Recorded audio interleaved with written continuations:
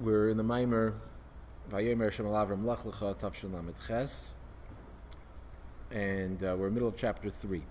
So we're Lecha, what it means when Hashem instructs Avram to go forth from his land, his birthplace, his father's home, to the land that he will show him. And we said, we're angling towards getting to what that means for us, the relevance of that and the significance of us in our life, and that's reflected. And we said that there are two ways of understanding Lecha. One is Milmaila Lamata and the other is Milmata Lamaila. These terms, Milmaila Lamaila, which we're going to keep throwing, we've been throwing around and we're going to continue to throw around, are Hasidic jargon, it's Hasidic terminology. And what it means is coming from above to below and below to above, which means that there are two modes of service when we talk about serving Hashem. One is when the service starts from the top and comes down below. The other is when the service starts below and goes up. And again, that also still doesn't really sound that doesn't sound relatable. So what does that mean? There's that begin. So you can go top down and you can go bottom up. Right now we're in election season, right? So you can have you can run a campaign from the top down, you can run it or from the bottom up. In our serving Hashem, so there is a way of serving Hashem that begins from the top, begins with Hashem, begins with understanding God, and then that trickles other aspects of our life, right? So we start by meeting God, as it were, in the mind. So you open up a book and you start, and when that starts from that's called starting from the top. You're starting from there, and the idea is to sort of have that resonate with you in the rest of your life, not just in the yeshiva, not just in the study hall, not just in the book. But then there's up. That means with your own life experience. So you're not starting from something beyond you, you're starting from within yourself, that you see yourself of service or modes of service. The idea of milmaila, mumata. Generally, you can view them as serving Hashem through study of Torah and serving Hashem through davening. What we say is halam milmata lamaila, is going up. What's the difference when you're studying yourself? This is not. These aren't your ideas. This is the ideas by godly wisdom. To understand and comprehend in your own mind, and then bring that from your mind, have that then sort of impact you and your worldview and your character.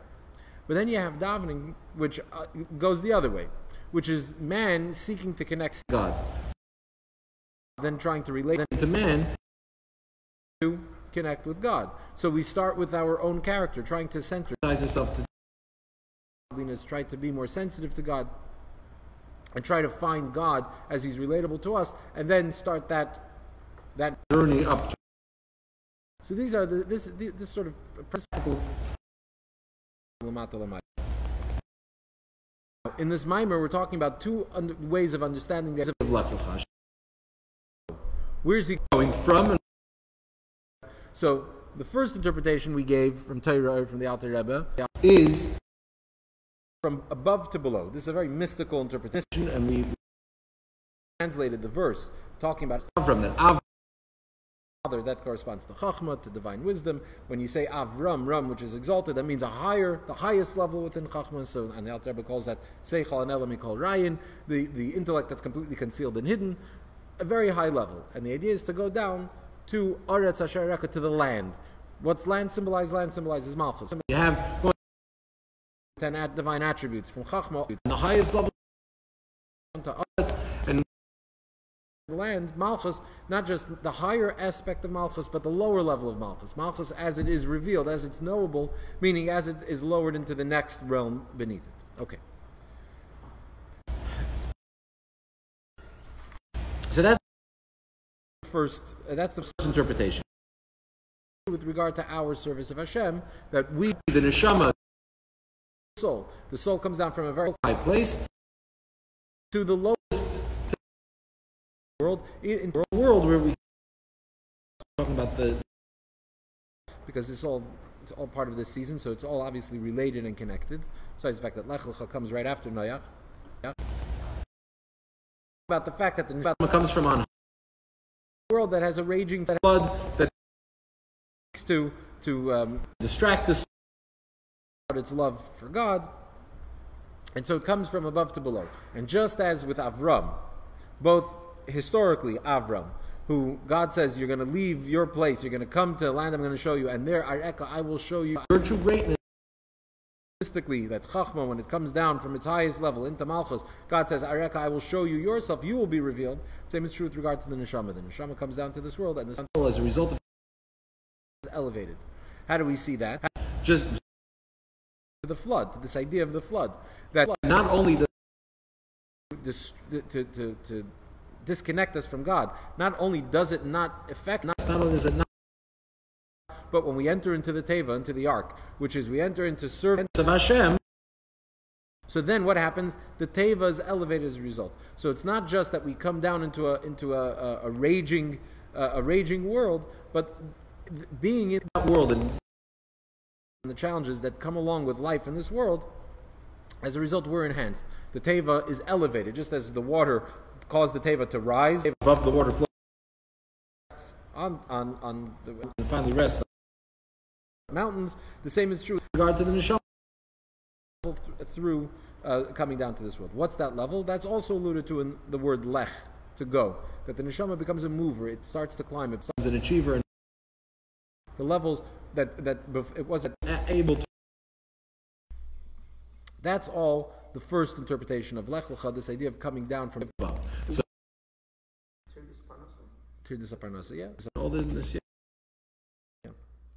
So the first interpretation is this idea of Avram, of Seichel and Elam Mikol Rayin, the highest level of the divine attributes coming down into Malchus. The other one is the idea that the Neshama, how that within ourselves, is that's the story of our Neshama. The Neshama comes from the highest place, comes down to the lowest, and the result can reach higher. And now the Rebbe says, in chapter 3, we turn to the interpretation of Lech Lecha. The Lech Lecha, which is really stays more truer to the verse. In the actual story of Avram, God tells him, what was he telling him? To leave a bad place and go to a better place. Right? So Avram was going up. He was ascending. He was the unholiness of his father's home, Terach, and everything that he was trying to go up to the land, to the land of Israel, to the place that's more sensitive to God. So we have this idea that Avram goes from Terach's house. Terach symbolizing the opposite of holiness. Terach is symbolic of impurity, as we quoted from the Medrash in note 31, that the Medrash cites Avram leaving Terach as the idea of purging from impurity, which means Terach is the embodiment of impurity. Avram is purity who emerges from it. Right? So you go from the lowest levels, from impurity, the opposite of life, you go up to the land of Israel. And when we say the land of Israel, we're talking about the La Aretz Asher Eka. What happens when Avram reaches the land? He builds him his bed. And first it says Havaya, that appears to him. Then it says he builds a mizbeach, an altar for God. Doesn't say the one who appears to him. And as we discussed in the last class, those are two levels. This is already in Gimel. We already started. Yeah, that's the lower Havaya revealed. That's related to creation. Then there's the Havaya that's totally beyond creation. You can't even say that it's to creation. And so so we see that Avram goes from the lowest of and ends up at a level of Havaya that's beyond even all of creation. How does that? So that's with regard to Avram, sort of interpretation of it, right? So there's the Avram going from, and then there's the Avram meaning this idea of going from impurity to the highest levels in Havaya. What does that mean to the in the middle of chapter 3? We're holding Aveda. The same is true with regard to this of Hashem that is expressed in the concept of Yaakov Halach L'Darkei. We know that it says Yaakov Halach L'Darkei, Yaakov went on his way. So the custom is that at the end of the month of Tishrei, after Simchas call out V'Yakov Halach L'Darkei. Yaakov, common paraphrase and translation of that is, that Jack hits the road.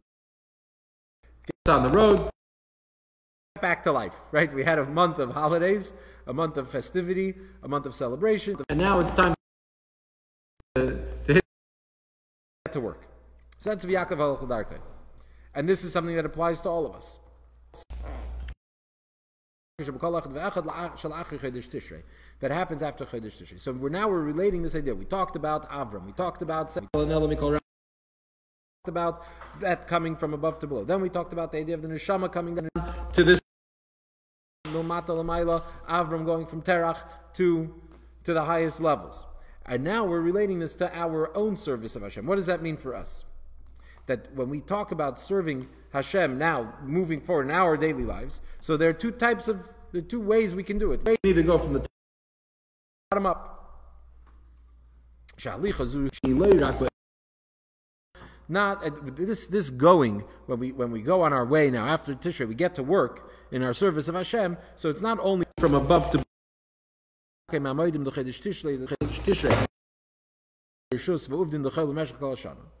Simple meaning of that the month of Tishrei is a month full of holidays that really fills us and on holiness and on closeness with Hashem. You move on to the rest of the year where you don't have holidays. It's another 6 months till we reach Pesach. And so what we do is we take this inspiration of Tishrei. So right, we load up on top of Tishrei, and then we have to take that down and descend into everyday life. We're going down further. Famous part of Friedrich says about that you have to take everything from the marketplace, that you all the merchandise that you Tishrei, and then you have to unpack it throughout the rest of the year. You have to continue to unpack that merchandise. Take that from above to below. But the same also has these two modalities, not just from above to below, but also from below to above. What does this mean that you're going from below to above? So he says like this. It starts the level of action. Within action, we're talking about the level of to the heel. That lowest level within man. We have within ourselves. There's sort of a hierarchy, right? So our highest faculty would be, and our lowest would be our action. Action is something that's totally disconnected from the person. It's very intimate within myself. My ideas, my perspectives, my experiences, even my feelings. That's something that's deeply embedded within me. But my action is something that. So action represents sort of the lowest level within the person. And within action, the way we engage the world in action, our activity, it's with our external limbs and with our extremities. So action we do, but it's there's also the feet and the hands are different. That the hands are more complex, more sophisticated with the hands than you can with the feet. The feet are less sophisticated. Lowest form. So within action itself, the feet represent the lower level. And within the feet itself, the heel is the lowest because that's the most insensitive. The most insensitive part of the body would be the heel.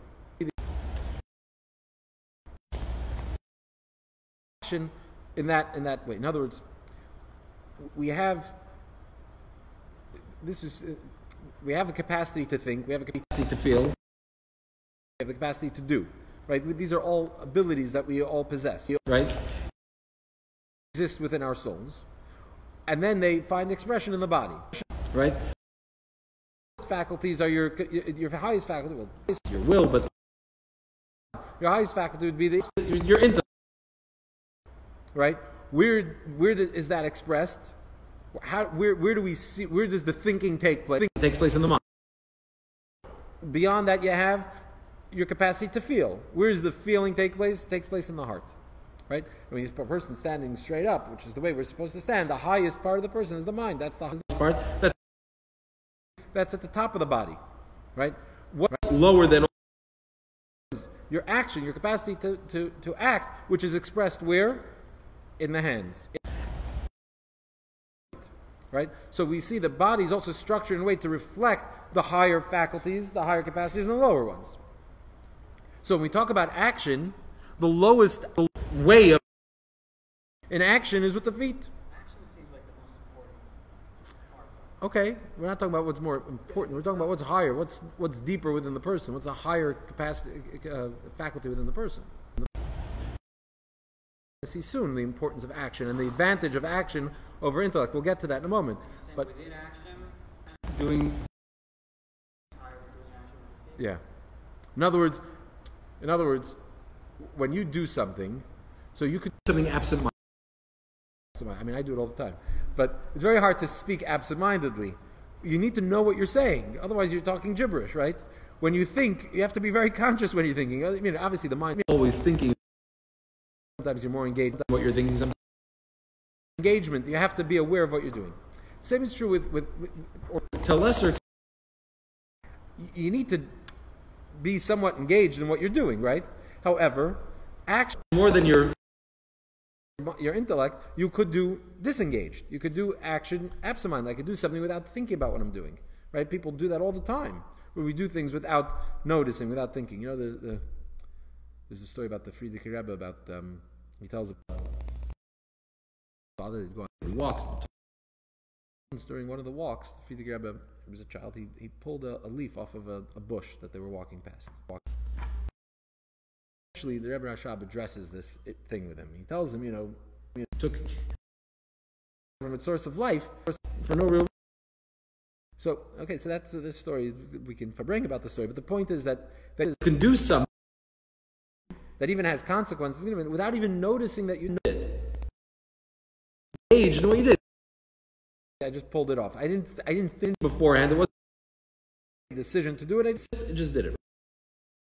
And yet, when we do something with our hands, there's a lot more engagement or power to our intellect and to even our feelings when we do it, because the hand is more sophisticated. When we do things, we don't feel that connection.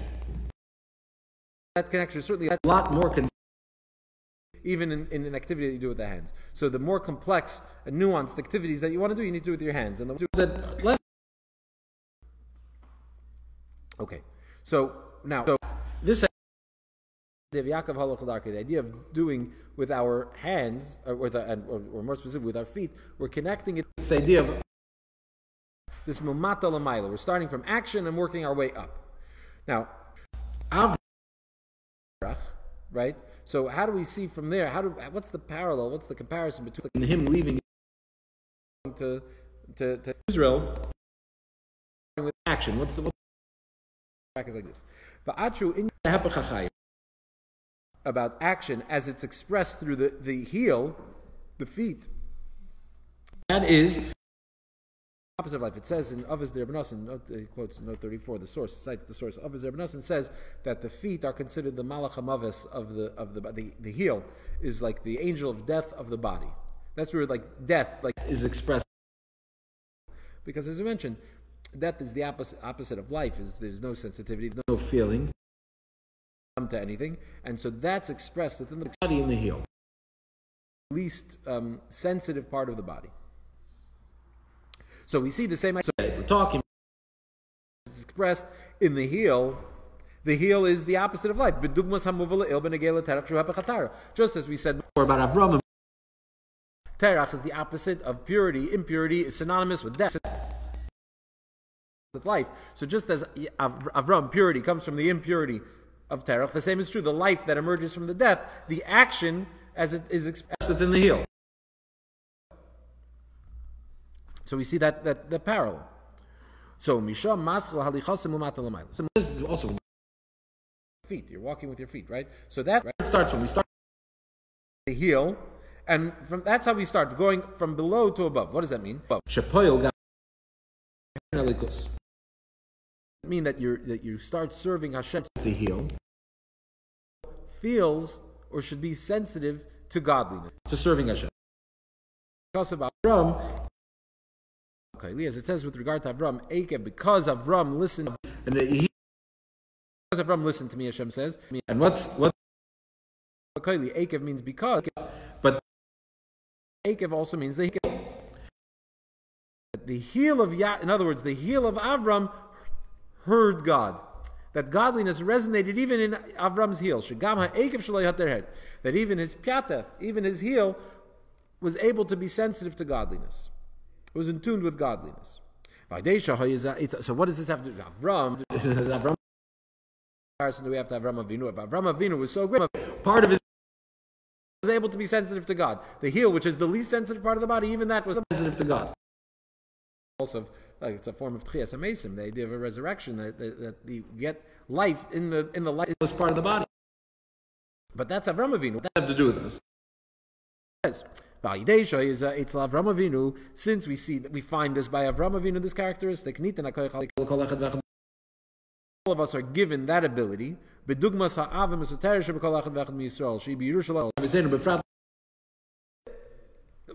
have three patriarchs. Avram, Yitzchak, Yaakov. Why are they called our fathers? Why are they called the patriarchs? The reason they're called our patriarchs, inherit their genes. We get from them. So the patriarchs are genetic source. We inherit from them. Why we don't call everybody the patriarch? Everybody, right? We don't inherit all these different from other great Jewish heroes that we find in Torah. But from Avram, Yitzchak, Yaakov, they're called our fathers because we are those qualities. So one of the things that we get from our patriarchs, from all of them, is a belief in God, or love for God. The Avram is the hidden love for God. Also the idea of belief in God. All of this is, we inherit this from our patriarchs. So since we're our father, so experience, that means that we have that as well. Obviously, we're not going to compare it in the same level as Rome, but we can achieve the same thing. You're talking about the thing with the heel. The idea of the heel. In general, this idea. Right. So the thing. In general, we say it says Maisa of a similar button, right? That the experiences of the fathers, their lifetime, their life stories are an omen, they're a siman or the sign for the children. What does that mean? So it's explained. What it means is that we basically, in a sense, we're doing what they already did, since they did it for us, right? So what they experience and for us makes it easier for us to do it as well. So in a sense, they open the door for us. They show us the way. Also empower us and give us the ability. In other words, sometimes it's like records that are not broken. Suddenly, somebody breaks a world record, breaking the record. You need one person to break through, and then. So there's.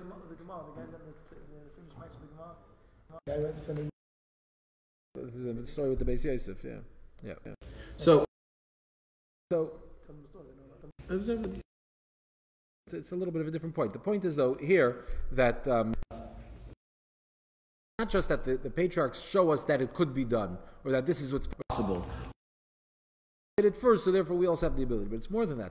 The fact that they did it enabled us to do it as well. Right? So the same is true with the fact that why do we have to know that Avram's heel was sensitive to God? Why is that necessary for us to know? It's necessary for us to know because genes, as it were, we have that capacity as well. The heel. It's saying that even our heel, meaning even our action, the most insensitive part of us, is also sensitive to godliness.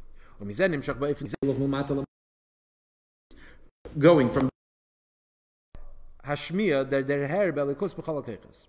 Ad l'keich haseichel shebereish shetia behem hashmiya l'maylam m'did v'agbala d'seichel. So that how we start with the keich action, and symbolized by the heel, and from that we carry that through higher and higher to all the way up to the mind, and that the mind also should be sensitive to God, the limitations of intellect. What's that jump? How do we make that? How do we go from talking about starting at the heel? The mind should reach beyond the mind's capacity. So, now you mentioned before about the isn't action important? There's a difference between action in that is limited. As smart as you'll be,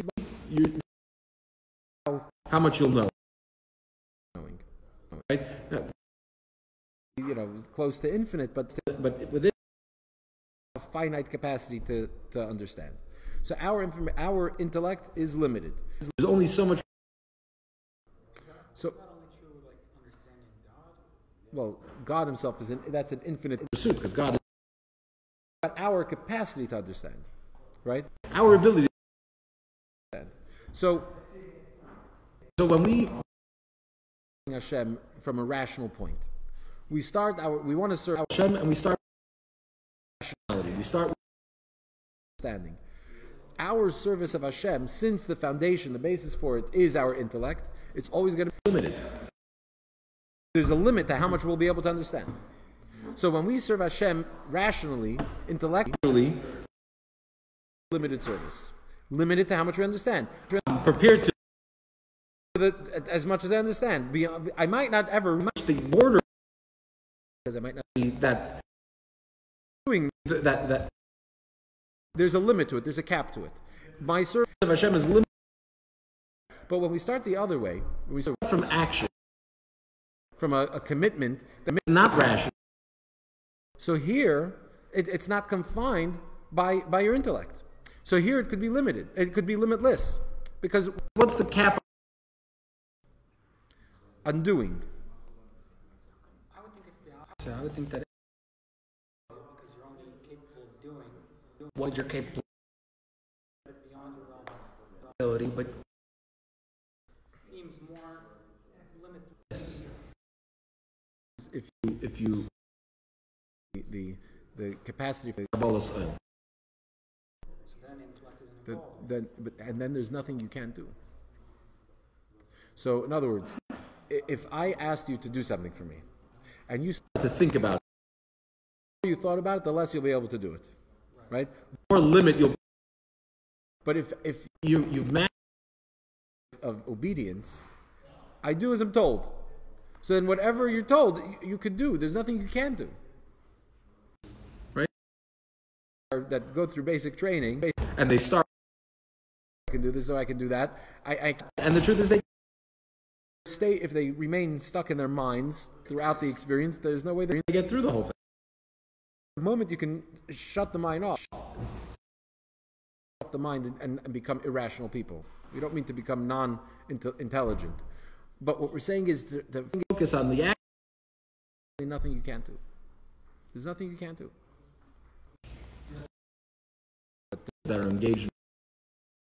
So the way they optimal performance by not. The more you think about it, the more you're in your head, the more you can screw up, right? The more problems you encounter, the more limited and confined you become.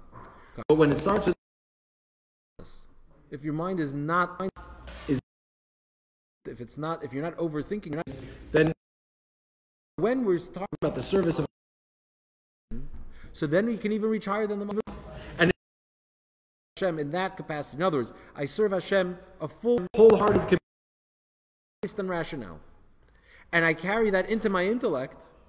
So then even my intellect can capacity because it's not because I'm my to what I can understand. So therefore. So I could serve him intelligently and yet not be limited, not be defined by my mind.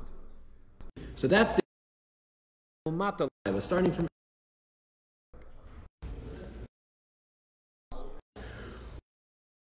Yaakov halach l'darkei. Yaakov halach l'darkei, we go right from Tishrei. Halach l'darkei. Simply, what does that mean? What does Yaakov halach l'darkei mean? It means yeah, but what does it mean? What does it mean in our? That I have a full month of Tishrei, I spend the whole month with God, and now I go on my way from God. I have to go. So that seems to be going from above to below. Above, I'm at a peak. I'm at a high. I'm busy with God. That's the high, and then I have to go from up high, from this spiritually charged month into the rest of the world. I have to go down into everyday life. And now we're saying that this is all Yaakov halach l'darkei.